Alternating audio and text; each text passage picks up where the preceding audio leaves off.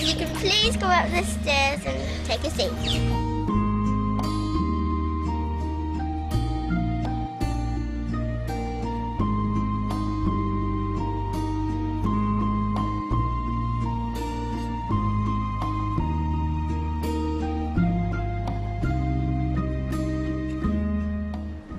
Five human values are love, truth, peace, right conduct, non-violence.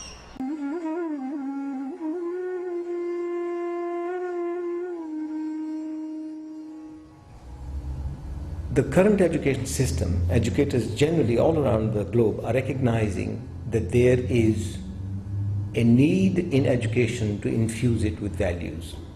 There is no question about that.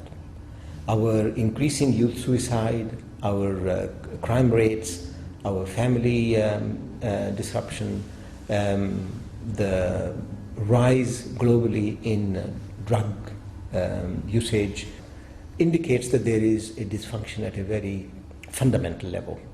Education has become too technical and separated from personality development and human needs and has focused too much on intellectual development. If you take a look at the mission statements of most schools, they are about values, and yet there are no processes in the schools for the implementation of values education. Part of the problem is the lack of teaching skills, that the teachers are not prepared in being able to impart values in their teaching. They are given a lot of instruction and they are very skilled in giving information, but they are not necessarily prepared or given training in being able to deliver values.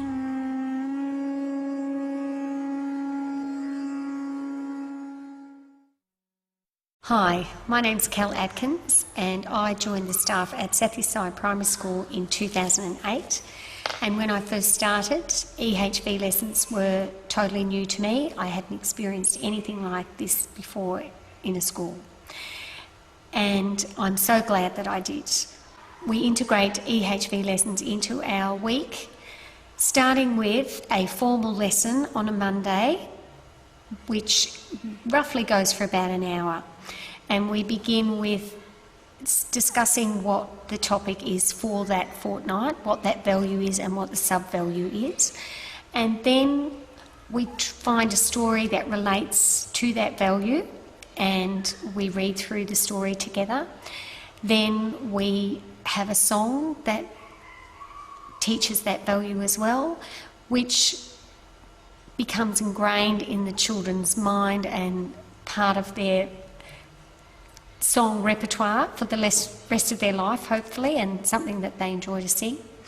And we do a mind map together on the board, and with the mind map we look at what is that value, and what does it mean, and what does it do for us, and what does it do for others, and are there any opposites to that value, and really get to understand that value more closely. And by doing that, it helps the children to understand not only understand what the value means, but then hopefully be able to integrate that understanding into their life and help them to make better choices and help them to empathise with others. And it helps to build their character and to help them hopefully make them a better person, make good choices within their life. And after our formal EHV lesson for the week, then we try and incorporate that value and that sub-value and that understanding throughout the rest of the week.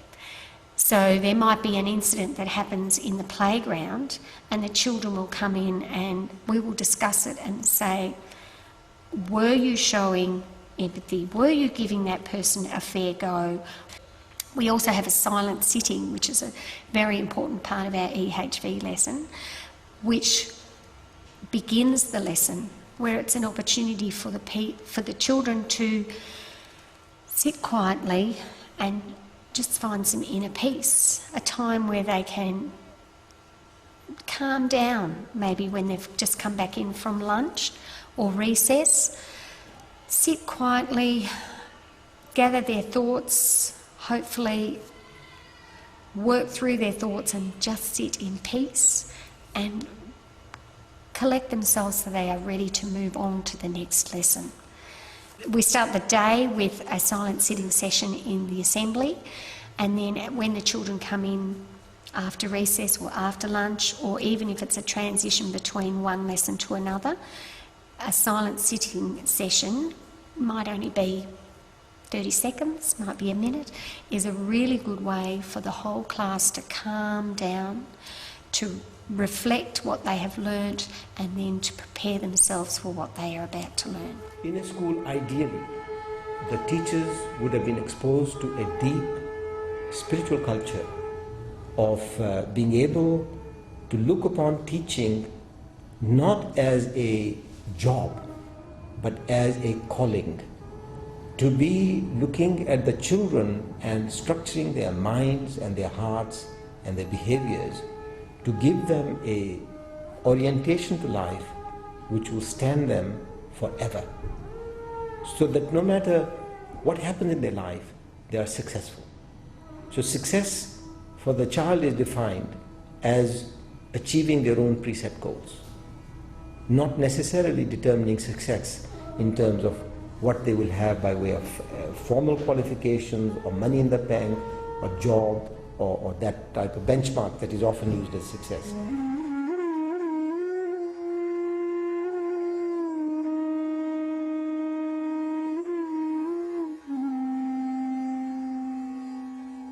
Hi Donna. Hi Leela. Cooper's been with us for 2 years, Yep. kindy, and now he's in year 1. That's right. So I was just wondering of getting your opinion of how do you think Cooper's doing at the school, and how you are feeling about the school as well. Well, we all love it in our family.